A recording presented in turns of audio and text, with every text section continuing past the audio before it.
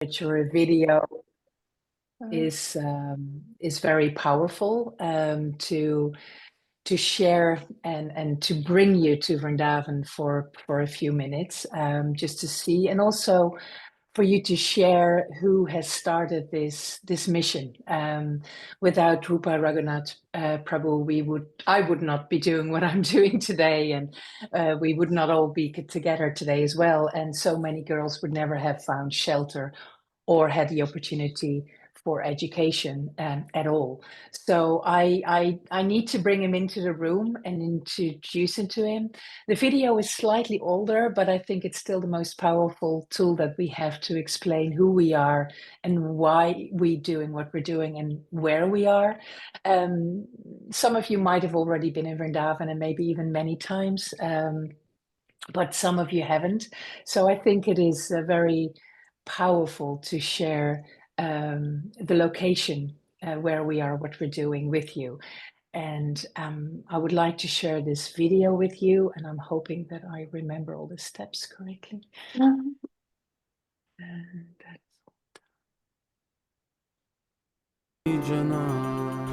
Vrindavan is the holiest place on earth. It's known for its magnificent temples. Oh, the sound suddenly went away. Go.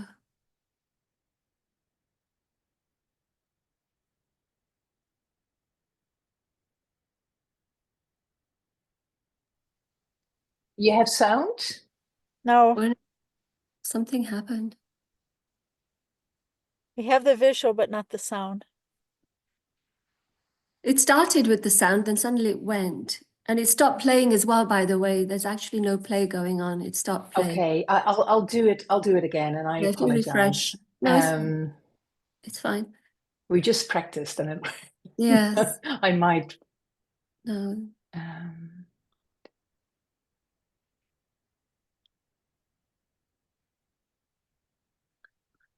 Okay, we're starting to see a screen, but it's clouded, so to speak. It's not clear. Yeah. I'll just, sorry, because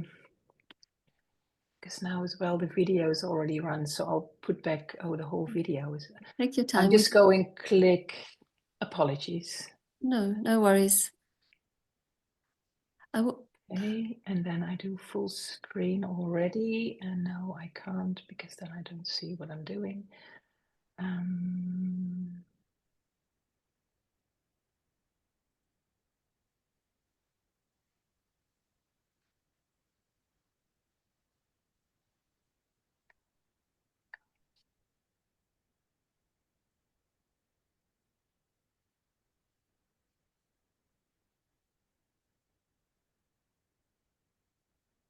Can you see my screen now? Yes, you can. Oops, it stopped. Okay, so the moment I put it on full screen, it seems to stop. So leave it on the partial screen. That's fine. Right, that's what I'm going to do. I'm doing it again. Sorry. That's okay. I feel horrible that I'm stopping this. I'm just gonna. For those of you who might want to watch the video later, I'm just going to put it on the chat as well. Oh my. Okay, I made the screen a little bit bigger that I hope you can see it. Now I know what to go back to.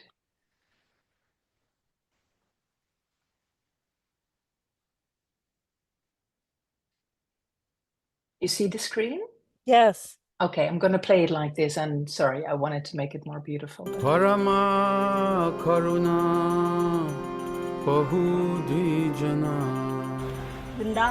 is the holiest place on earth. It's known for its magnificent temples.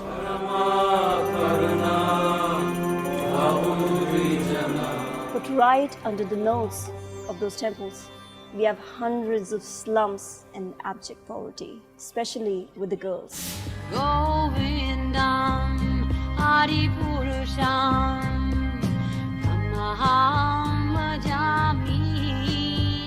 But we still have some hope, and that hope is Rupa in Food for Life Vrindavan. So this is the place where many of our girls live in. They are not provided electricity, water or security or anything. We have field workers, and sometimes I really like to do it myself as well, but we go around and we assess some of the family. बुखार है? देखो, वो बहुत गर्म है. Pretty high fever, I would say at least 38, 39. And she hasn't taken anything since last night. At Food For Life, we always say and express ourselves that what we are doing, we are trying to take care of the lower strata of this dysfunctional societies. And that means the poorest of the poor. They are forgotten. In a sense, they don't exist.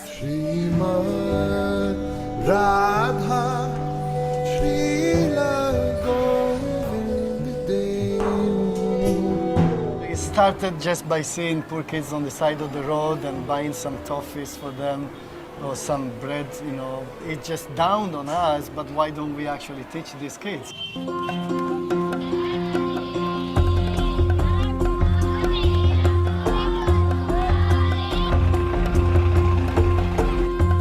I see them walking through our gate. We scrub them, wash them, you know, and then they start wearing the uniform. They wear it like a badge. They're growing on their own in security, in personal strength, in dignity. That's really what drives me. मेरा नाम सोनिया है, मैं 11 साल की हूँ।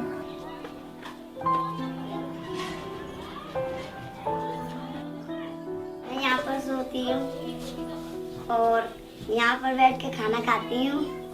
They're living in a basement without a roof, and it gets filled with water and has rats and mouse and everything. And even to stand here is suffocating. I don't know how she lives here. नहीं भेज पाते क्योंकि हमारी हैसियत इतनी नहीं है. 3 लड़की हैं, 1 लड़का है, 4 बच्चे हैं, कमाई इतनी है नहीं. मेरा मन नहीं लगता घर पे, सब स्कूल जाते हैं, लेकिन मैं क्यों नहीं जाती हूँ? फिर मेरे भाई बहन भी जाते हैं, लेकिन मेरे को मम्मी क्यों नहीं पढ़ाती हैं? अभी मैं 28 साल की हूँ. ये तो गांव है, मेरा माई का गांव है. 2-3 क्लास पढ़ी. दिमाग मेरा इतना हाई फाई है कि मुझे किसी ने कोई कुछ काम नहीं सिखाया, किसी ने भी नहीं सिखाया. जो भी है मैं अपने दिमाग से करती हूँ. नौकरी लगेगी तो इनका अब हमारा जीवन नहीं सुधरेगा घरी, लेकिन बच्चों का जीवन सुधर जाए.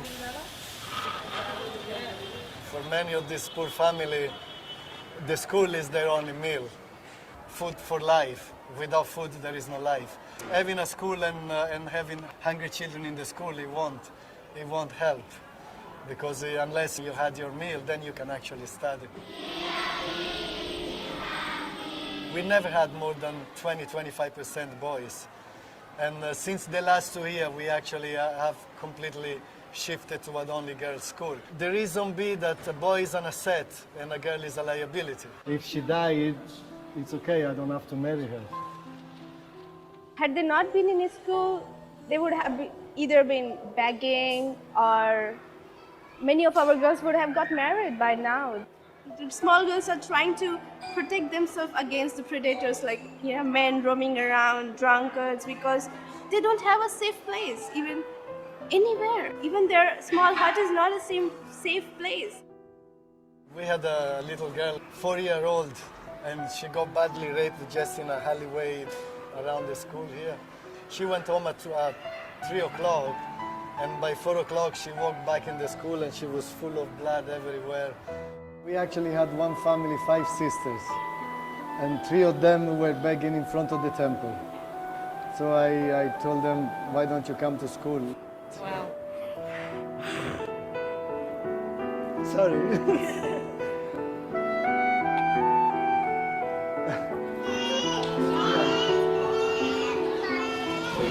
It's a big inspiration for me. It's very emotional to see so many happy faces and see so much love in this place.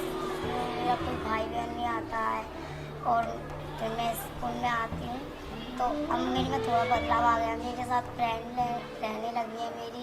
Then in 2003 we built our first school, and 2006 we built this. 2010, the other school, and we are building another one here right now. Most of the sponsorship or child sponsorship organization around the planet, what they do, they take care of the education of the child. At most, they might help with the school book and uniform. But what we do is a very holistic approach.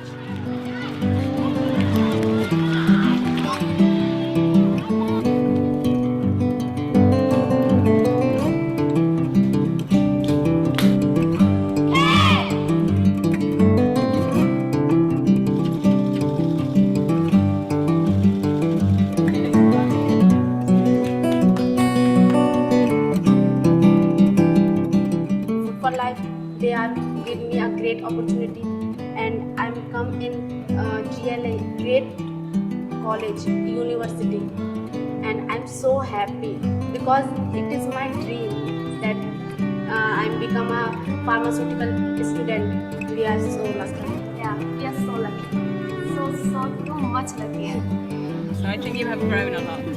If we can change one life by having somebody sponsor them for $45 a month, that's the world. These children then have a full education until they're 18. You know, this whole cycle of poverty is stopped. You know, we just read on the newspaper that India is sending a rocket on Mars. What the hell are you looking for? Why don't you look down here right now? For $500 million, you can build probably 5,000 hospitals. Give some medicine to these kids. This little girl which is lying here sick, have some facility nearby where she can go to a hospital.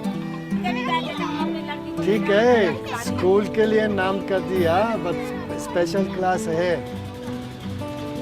और मैं बड़ा होकर doctor बनना चाहती हूँ, इसीलिए और हमको आगे चल के और जॉब करनी चाहिए फिर वहाँ पर जाकर. अच्छे से खेलते हैं, अब मेरे को स्कूल अच्छा लगने लगा.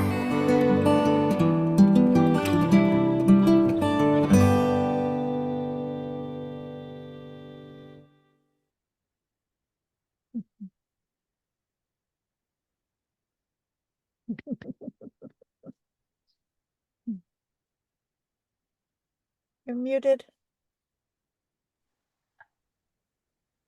Thank you for your time to watch this. And as I said, I feel personally that I can say a million words, but 8 minutes of the video says it all. I can confidently say that all our students, we currently have 1,500 girls in our 3 schools, from kindergarten to 18, that at least 95% would never see a school from the inside.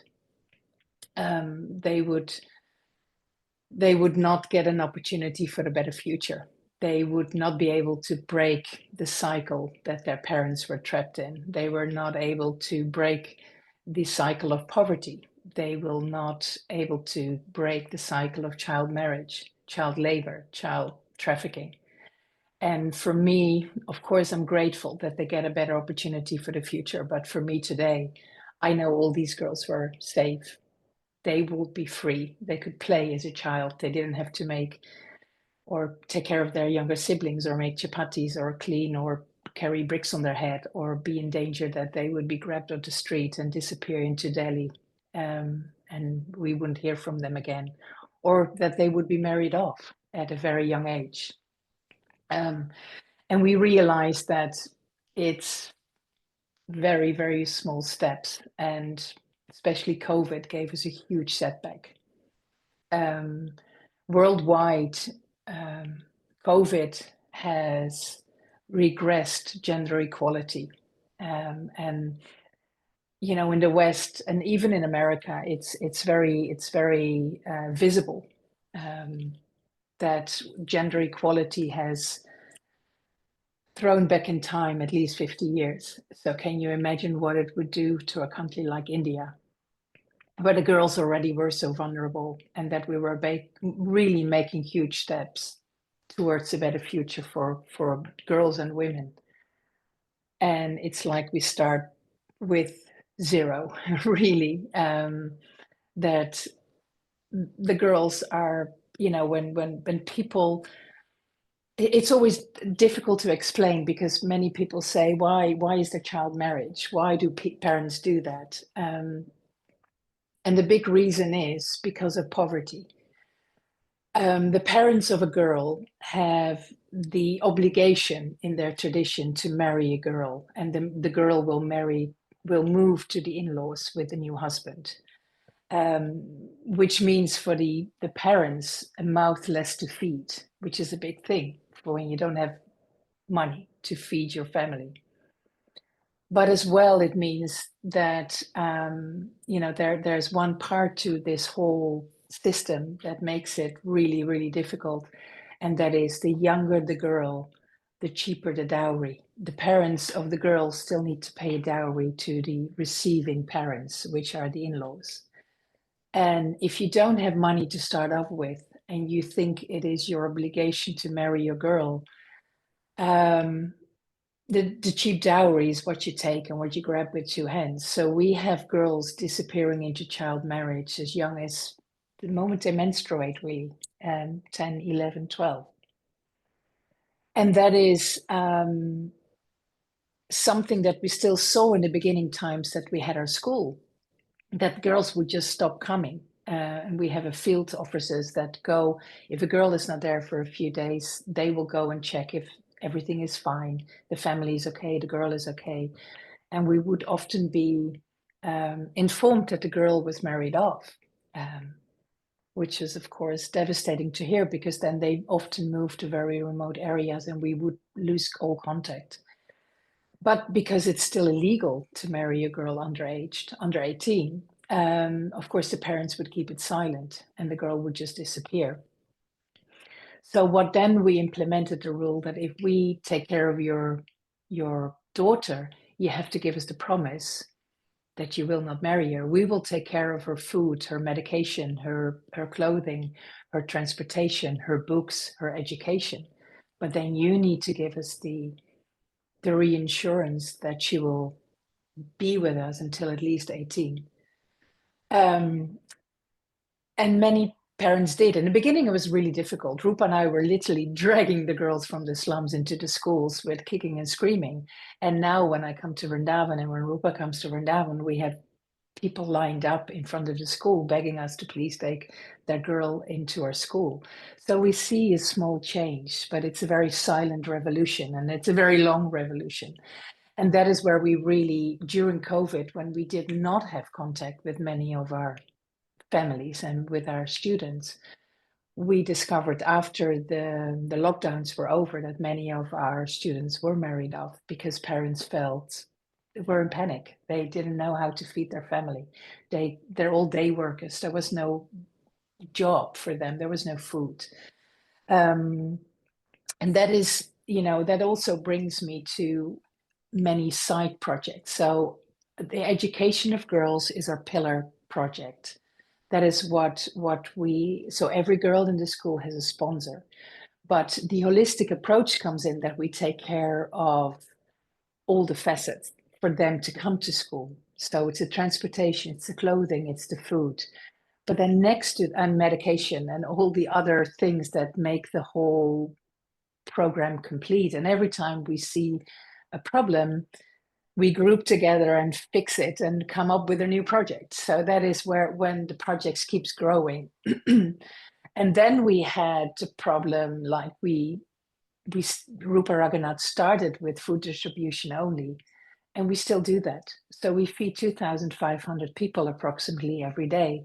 That includes all our staff, mainly the staff that are the lower paid staff, which are mainly parents of our students, and then the community. So in the evening, we open the school gate again for mothers and children of the community. They can take home food for their older sons or husbands, but they're not welcome at school. It's a safe place for everybody.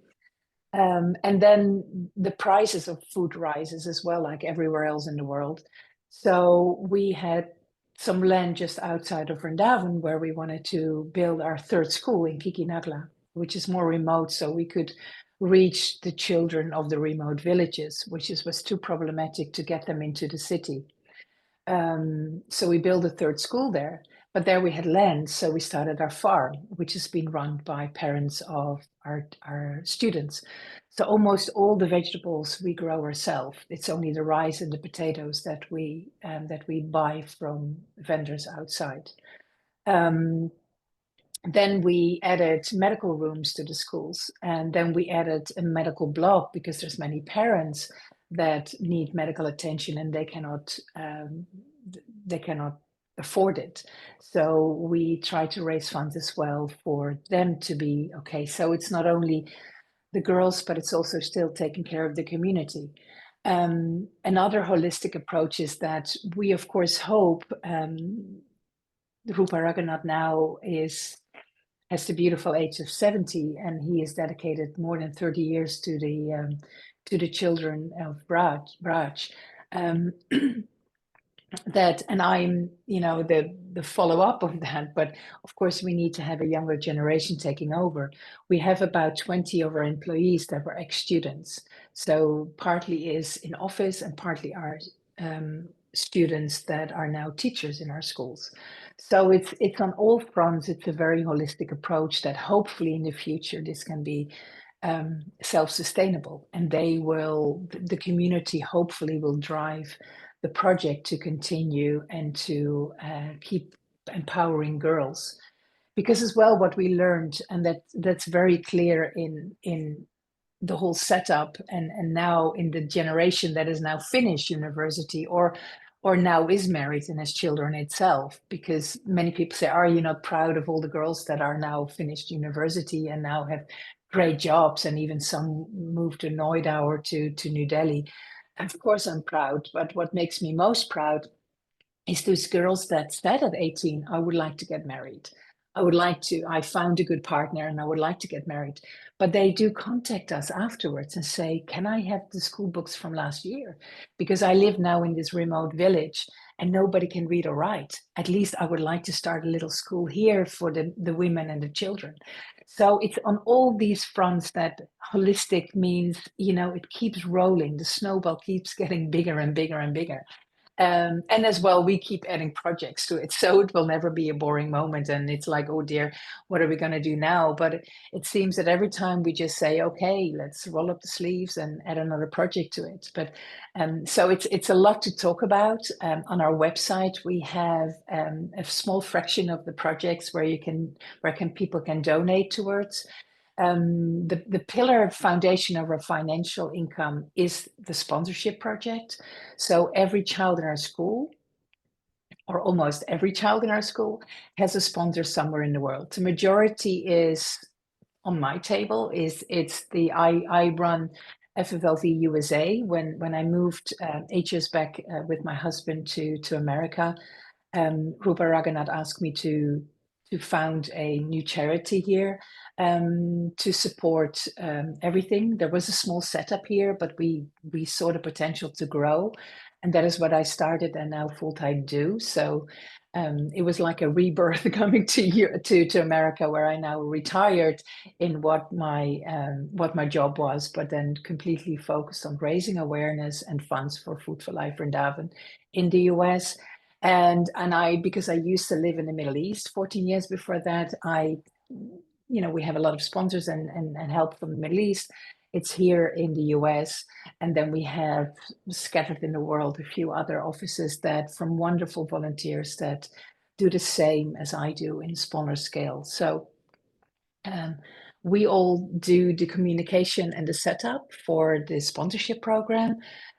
So we have about 1,800 sponsors all over the world. Because we only have 1,500 girls in school, we still sponsor the girls that go to university and college. Because we thought we were done after grade 12, and then the girls said, you make me dream, you gave me the wings, but how do I afford going to college or going to university or going to do a education of a profession that I would like to do?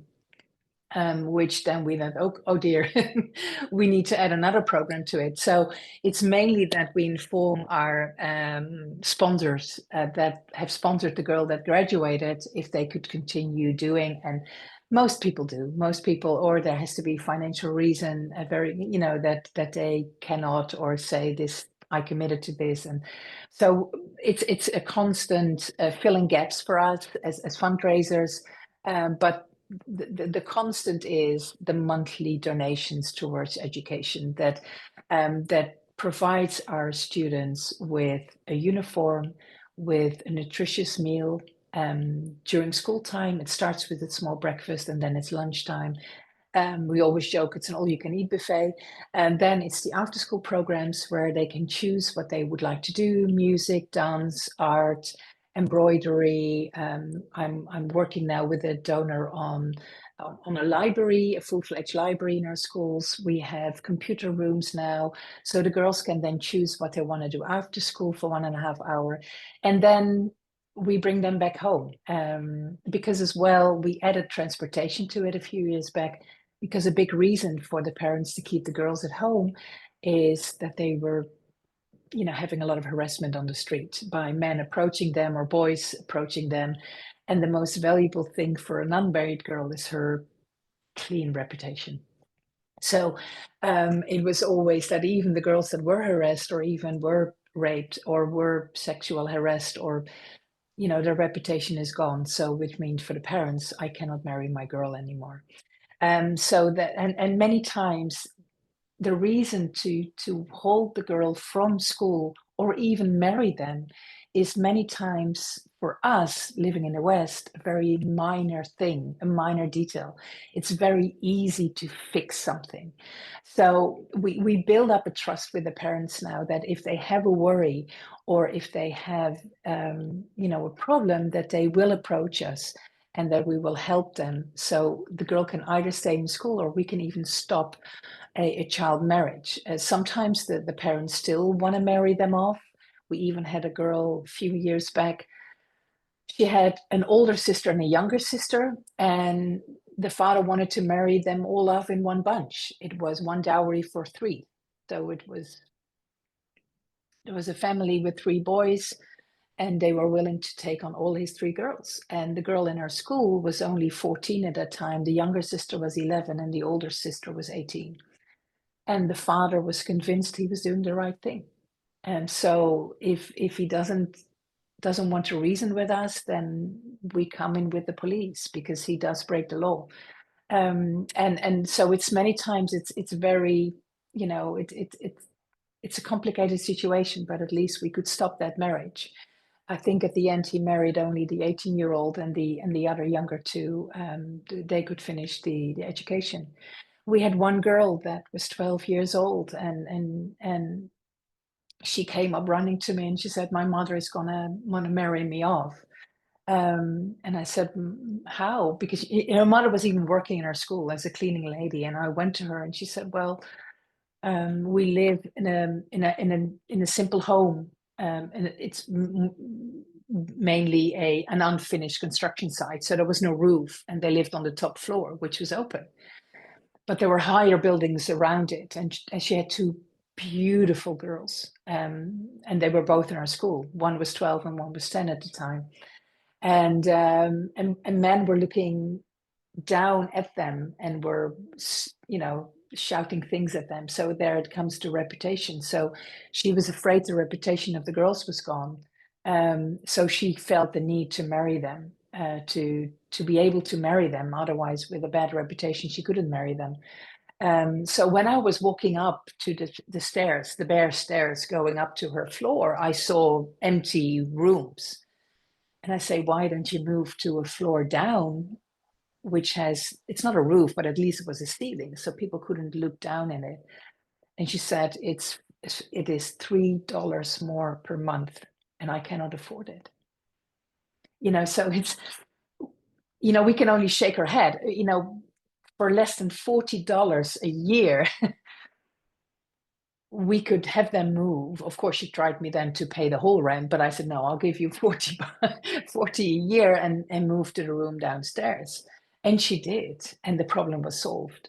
So many times it's just, these people live from day to day, and $3 a month extra was just the hurdle that she couldn't take. So it's not that the parents are evil, or it's just simply poverty makes people take really difficult decisions.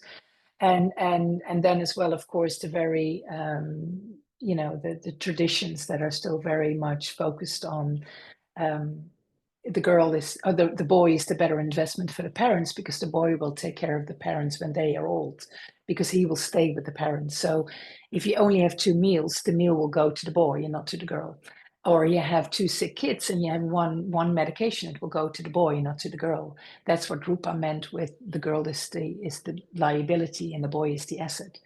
And that is still, with our first graduates and girls that now are HR managers or running their own little embroidery center, or are now a teacher or a nurse.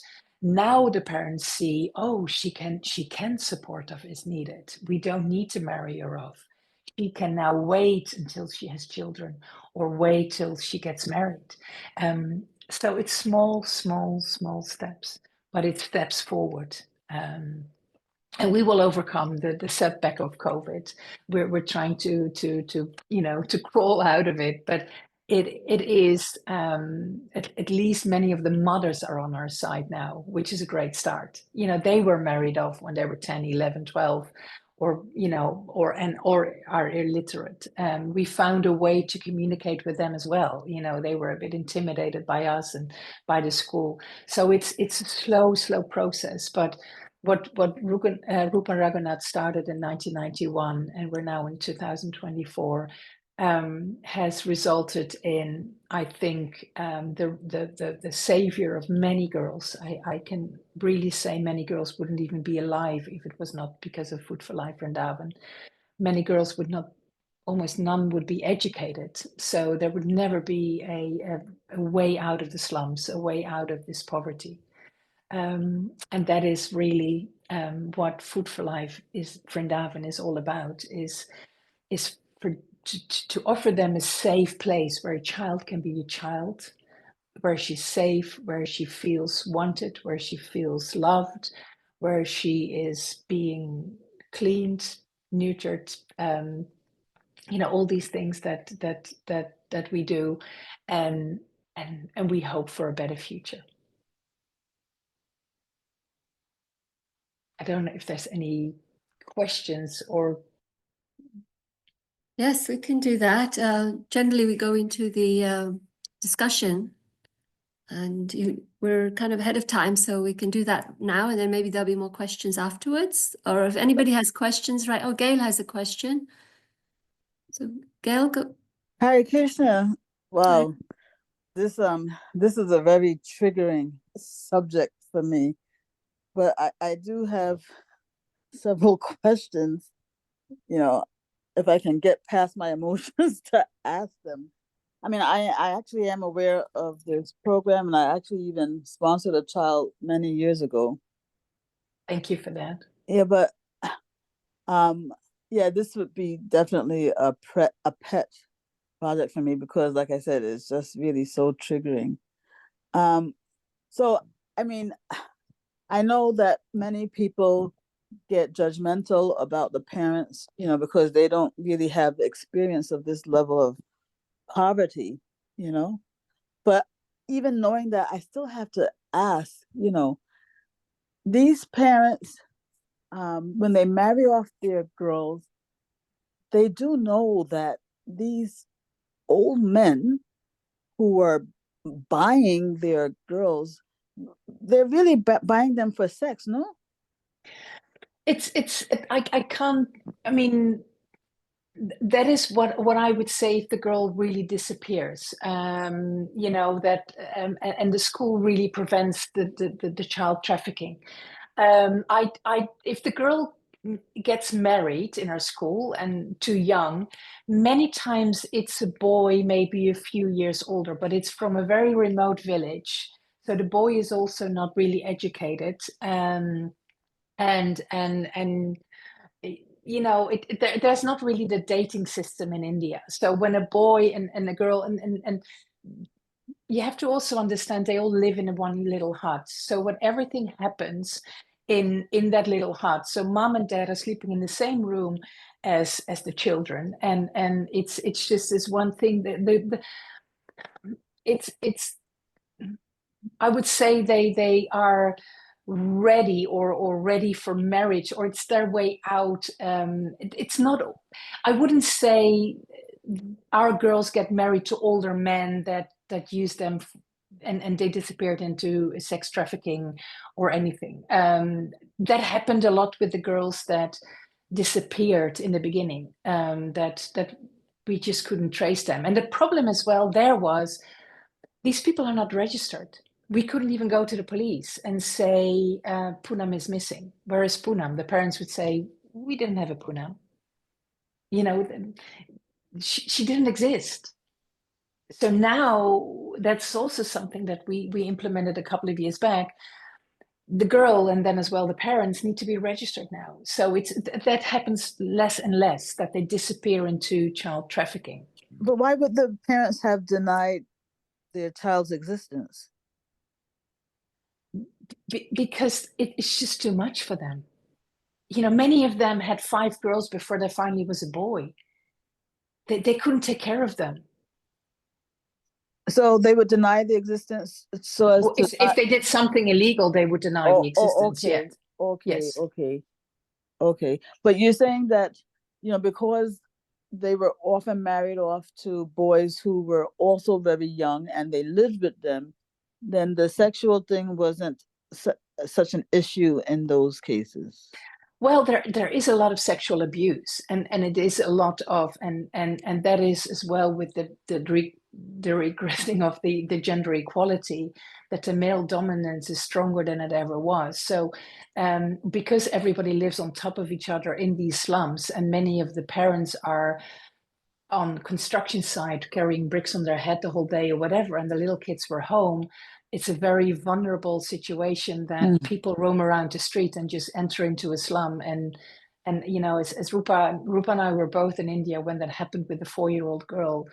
My God, She lived literally behind the school, so it all must have happened, you know, when maybe the man was watching her going back to the slum, and then could take advantage of her and raped her. And there's a lot of rape. There's a lot of men think it's normal. You know, a lot of brothers rape their sisters. I mean, it's very. It's not. Men think it's normal.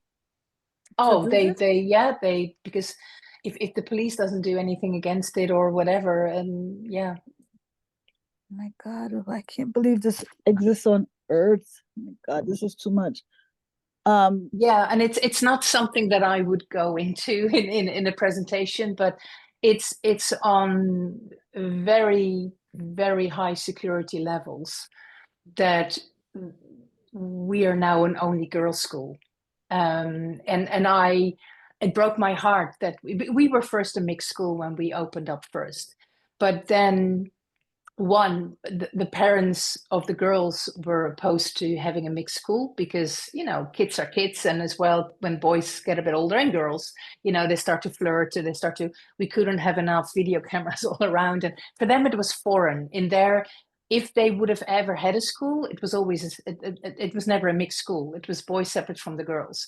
So that was the first step that parents were stopping to send their girls to school, because they were afraid about the reputation and about that they were dating or a boyfriend, girlfriend, maybe even consensual, but not wanted, or not wanted, you know. So then we had to go back to the most vulnerable group of the society, which are always the females. I would always say that the worst situation in a country like India are girls, women, but also widows, because they don't even have the protection of the in-laws anymore, many times.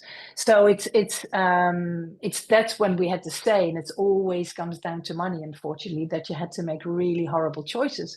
Because I'm still convinced if we elevate the girls now of a rural community and we don't elevate the boys, there's always going to be an imbalance. because many times still many of these girls will marry these boys that are probably feel even more insecure because the girls are now educated and they're not, or less educated. And so it's I hope in the future that we are even, I always say you don't need to learn a girl what is good touch, bad touch. You have to teach the boys what is good touch, bad touch. So we can have these classes with the girls, but they know what is not okay. It's the boys that need to know it. And that is where there's a huge gap in India, that the education of boys and what is okay and what is not okay is absolutely missing, especially in rural areas. Well, actually, I mean, I know we've been talking a long time, and the other people who want to, but I was actually going to ask about why the boys are such an asset when they too are uneducated. I mean, I realize the parents don't have the obligation to pay dowry for the boys, but if they are also uneducated, what is the advantage of having them at home? How could they will take care of the parents.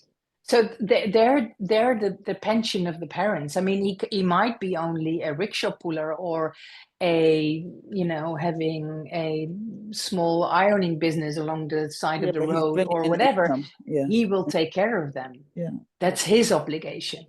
So that is their investment. And they, now they're starting to see that when a girl can be 21, 22, 23 and have a salary, that's good. But then still for them it is, well, but she still goes to the in-laws. So that is as well, we're not able to break all these traditions and these cultural traditions in this generation, but having the girls see, or having the parents see in this generation, hopefully our girls become parents and they see the benefit of education as well for girls, and hopefully start to break boundaries for the boys as well, that the boys will see it, that they don't only think about what is important today, but it's also important for tomorrow. Then you start to break down other walls that for us now, it's like the protection is our main thing, and the better future is the bonus to it, where hopefully in a few years the education is the main thing, and then you can step another step forward, because parents now see, my girl is in danger when I met last time that I was there, just a few weeks back, I met a girl that is 16, she's a widow and has 3 children, and the in-laws put her back on the street because the son is dead, the income is gone, they don't have enough money to feed themselves, let's say, not the daughter-in-law and the 3 kids. So they put her back on the street, and the parents say, hey, we paid your dowry and sorry, the door is closed. Yeah, I mean, I have to relinquish the floor. If there's time, hopefully I'll be able to ask you, because I have other questions too. Yeah, and it's a very complex situation, and it's a lot of information that is, probably as well making the people see, because I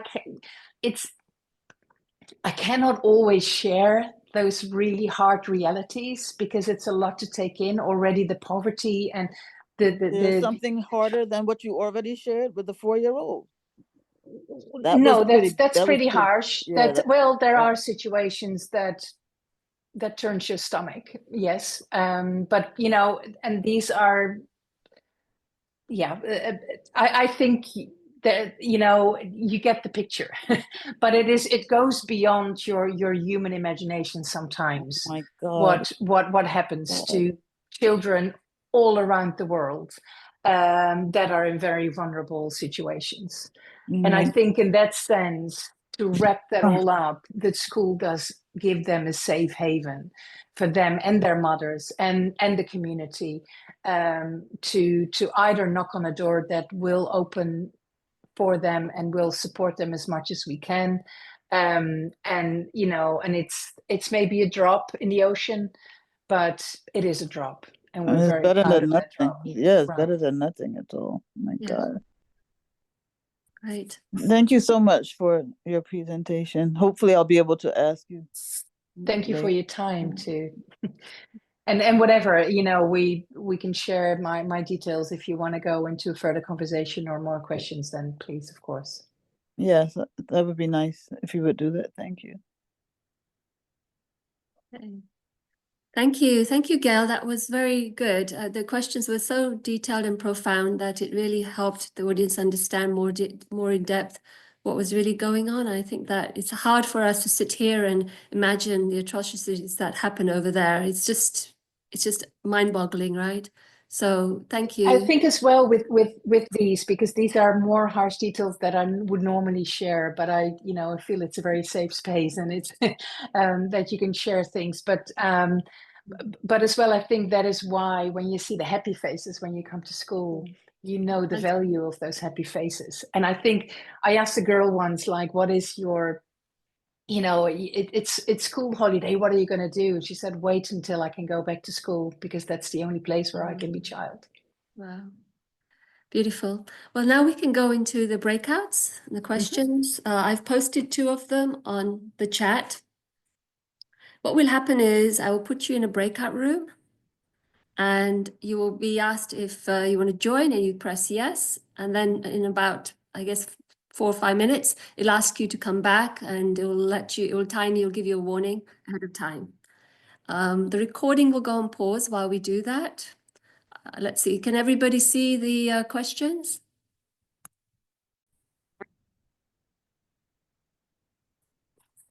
Yeah, welcome back. We're looking at just a comment, really. Yeah, Deepa. That this is good because it takes away the confusion whether you need, when you want to contribute, whether it's one or the other. Like Prabhupada said that spiritual welfare is the highest welfare you can do. But with this, it's like you can contribute to this, and also there's the spiritual aspect that, they're getting. So that's very pleasing to have both. Yeah, Ineke, would you like to expand on how bhakti works into the process that you're pursuing for these girls, and how that influences their lives and the community around? It must be really hard because you're fighting against the basic needs of people. So, right, true. It's on so many levels that what we do influences them, from the barely to survive today for tomorrow in food or medication or work, because we have about 240 employees, and most of them are parents of our students. And that goes from the rickshaw man from a certain slum that brings his daughter and the neighbor daughters to school, to cooks, to the people who work our land. We also have the Goshala, the Care for Cows Vrindavan Goshala. There's so many other things that we employ them. But of course, what Deepa Prabhu is saying is that we're not a religious organization, but you're serving the Brajbasi community. And of course, they're all Krishna devotees. So in that sense, it is a wonderful way where you work on a future and survival in the material world, I would say, into a community that is in the most, for us, privileged area where you can be, but they're so forgotten. And so it in that sense, it touches so many ways to bhakti. beautiful, thank you. See, what other questions or reflections from anybody would like to share what they sort of came across in their groups? I think one thing I'd like to say is about how, maybe we're so spiritually focused, but we kind of can often close our eyes to, needs for compassion right in front of us. Like I was mentioning in our little group that Prabhupada in Mayapur was noticing the little poor children, in the trash, the discarded plates that devotees had thrown in the trash, and the children were fighting with the dogs. And somehow maybe we didn't even see that, but Prabhupada, from his high level of spiritual realization and awakened compassion that's much deeper than ours, was crying, seeing this. And, you know, he made that famous statement that within 10 miles of a temple, no one should go hungry. So I think sometimes maybe we compartmentalize our thinking, that I'm chanting Hare Krishna, or I'm doing arti, or I'm doing whatever, but I'm blinding my eyes to, you know, a need for real compassion, and especially for the poorest of the poor people. I mean, our whole philosophy is about coming down to a place of humility. So how can we close our eyes to the most needy people, to the poorest of the poor people, and, you know, march off to the arti without even seeing the need? So I think, well, this is so revolutionary. This Food for Life Vrindavan is a revolutionary project. And especially, I think, as women, we can see you know, how women have always been the most vulnerable in any community, you know.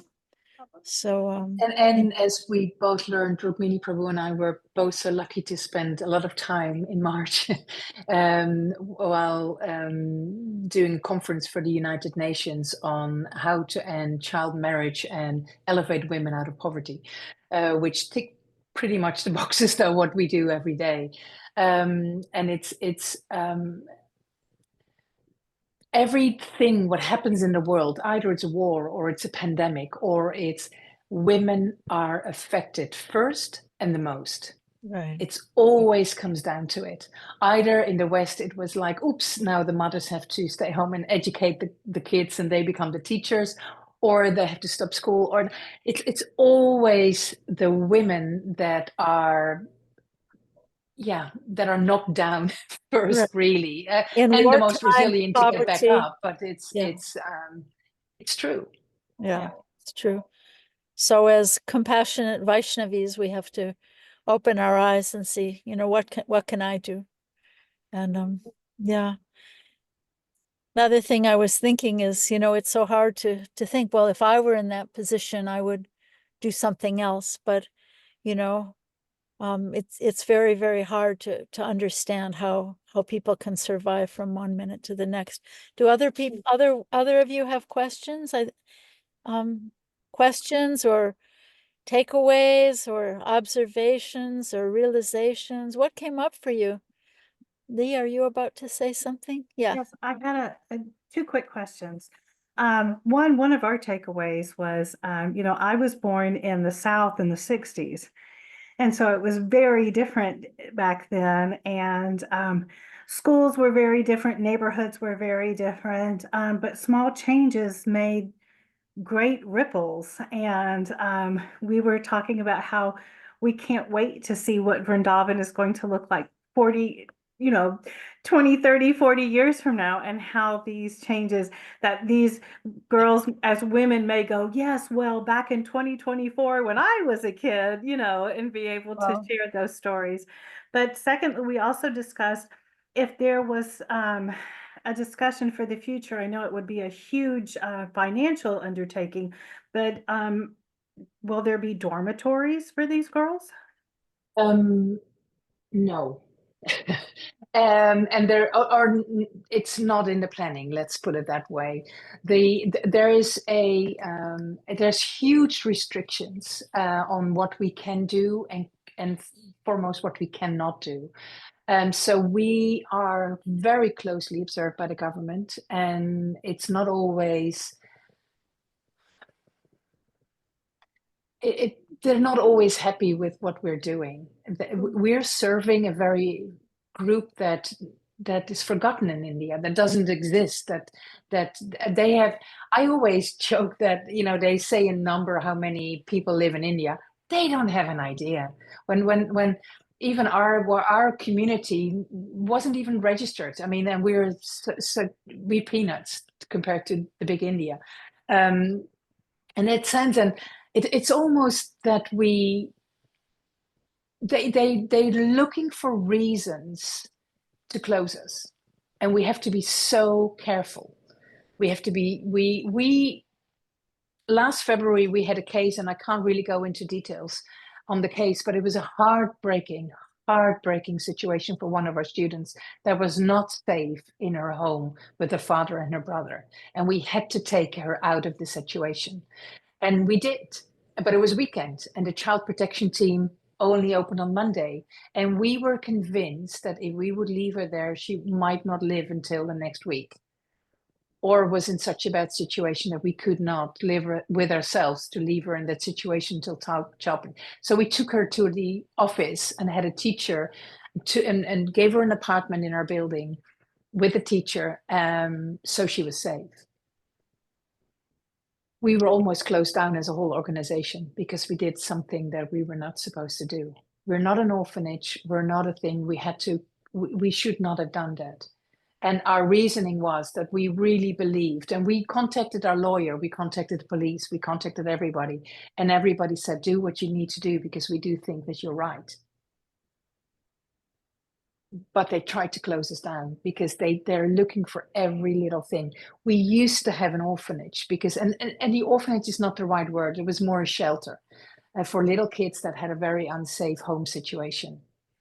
And especially our girls are very vulnerable when the mother is deceased. So the girl is alone in a situation with the father and brothers or uncles that live next door or whatever. And their situation is then extremely vulnerable. So we would take those girls. We had a wonderful lady who's our kindergarten teacher that was a widow herself and had a son herself. And she was happy that we provided her with a home, and she gave those children a really nice home until the government discovered what we were doing. And if we would register as an orphanage, it means that the government had the right to interfere any moment, could bring in children from the street at any moment. So we would have been overwhelmed. We could not provide the care that we were supposed to give. It would have become a whole different organization. And we couldn't. We had to choose for the bigger numbers to keep those girls safe during the day. But, many, how to say, and then as well, the government was starting to adopt these children away from us. They came with families or couples from Delhi or from Mumbai and buy a kid. So we either if we do it, it has to be underground, and sometimes we need to do that to protect the child, but we cannot do it above ground because we have to close our schools then. We cannot do N and N. And dormitories will bring a whole different, because there's also many good parents, don't forget that. There is what comes out, sometimes horrible things happen to the girls out of the fault of the parents or the neglect of parents or whatever.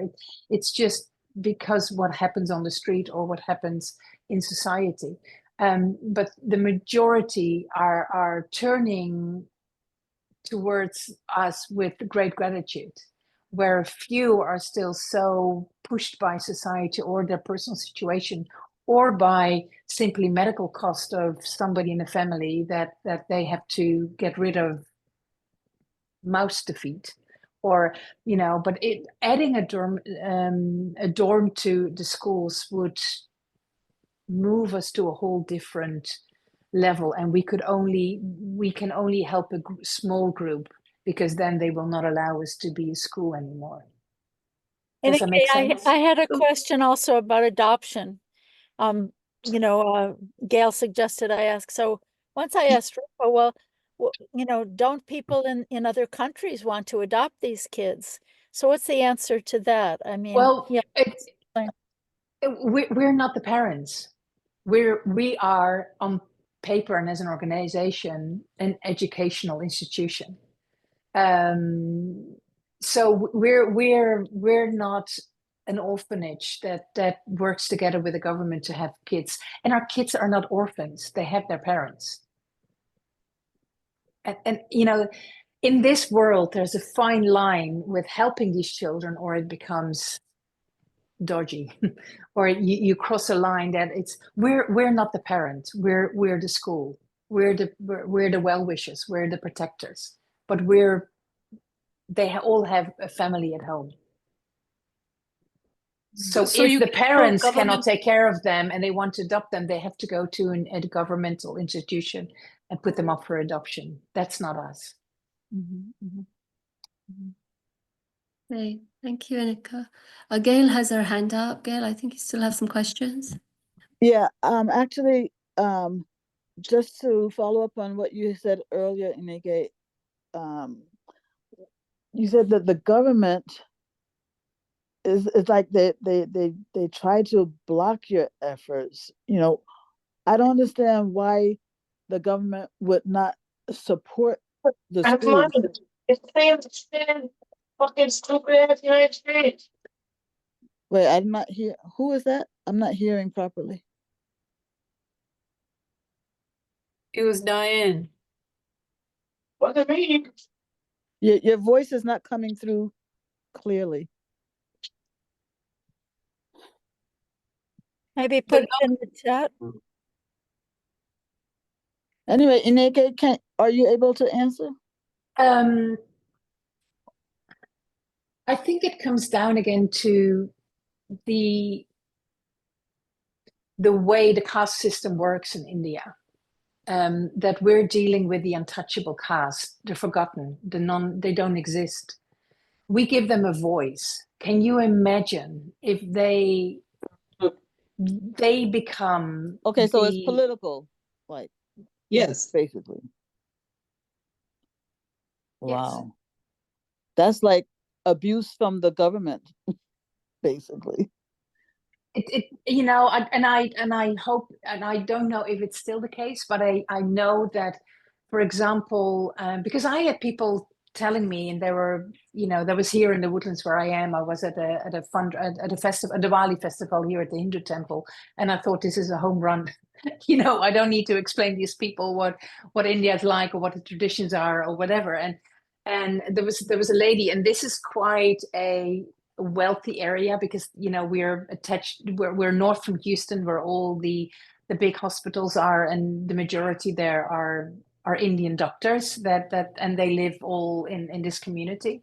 And there was a lady coming towards me, and she said, I thank you for what you're doing to my home country, but what you're saying isn't true. You know, that these kids could not go to school without FLLV because, you know, the Modi introduced that every child has the right to go to school. I said, that is correct. That is correct. But, you know, people still need to pay school. They still need to pay their uniforms or their books or transportation or take lunch to school or whatever. They cannot. You know, you can say, I mean, but getting there, you know, the mountain is too big to climb to get to the valley where the school is. I mean, they cannot get there.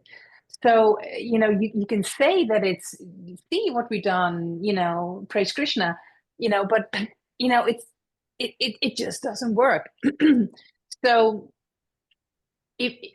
I think many people are not aware of the situation in rural India, that how remote it still is, and how, you know, these old cultural rules and regulation, how it is, and as well, you know, it doesn't allow girls should get as many kids as possible, because hopefully one survives and hopefully there's a boy in it, and that's it. And the government has officially needs to pay every school, I think, ₹1 a day as a support from the government. They've tried for many years to get money out of us, and otherwise they would close us. You know, that is how flipped it all is. The government tries to get money from you? It's also, can I just say that it's also very corrupt? So all the money that gets collected for charities and all that doesn't go to the right people. Right, and that is as well what we learned during the UN conference in March, is that, you know, you had these people that were there and tapping their own shoulder and praising their own organizations, which is absolutely, I'm sure they do. And then you ask these big organizations, and that includes UNICEF as well, who is your partner on the ground? Because we've never seen you. We've never seen, you've never knocked on our door to ask how are women doing in the slums, or how are kids doing in the slums. No, it's all government. that's where the big, that's where it's hanging, you know, that it doesn't drip down to where we are. Yeah. You know, the gap between those institutions and where we are, you know, and there's no path to it. There's no, where's that door that we can knock to, and they don't even look down at us. Or they don't even want advice or ask advice of us because they're so entangled in the politics. And you know, we had the government. I think the ambassador of India is a lady, and she was giving one speech in the whole 2 weeks. We had one representative of India there, where you know that was mind-boggling on itself. And she only gave numbers how many girls are in university in India, and how wonderful gender equality is working in India. We were just looking at her with other groups that represent, you know, same you know, courses that we do, and we were just like, who's stopping her? Who can mute her microphone? Because you were starting to get angry. You know, if she has this voice, this powerful voice, nobody will help India because they think it's all fantastic what's going on.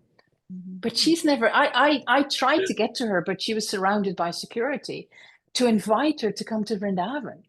We would treat her like a queen, but please come and see, and we show you around. Have you ever been?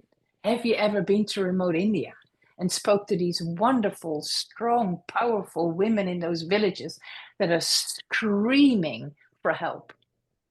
And they're happy to roll up their own sleeves, but you can't reach them. What's the justification that the government offers for wanting money from you as a school? They don't feel they have to explain themselves. Yeah. We just need to, you know, every time we are renewal our paperwork and everything is completely in order, and do your audits every year, and you do all those things, and you know, every time you're so nervous because you just don't know whatever reason they think they have to shut you down if they can. Thank you, Gail. Thank you, Ineke.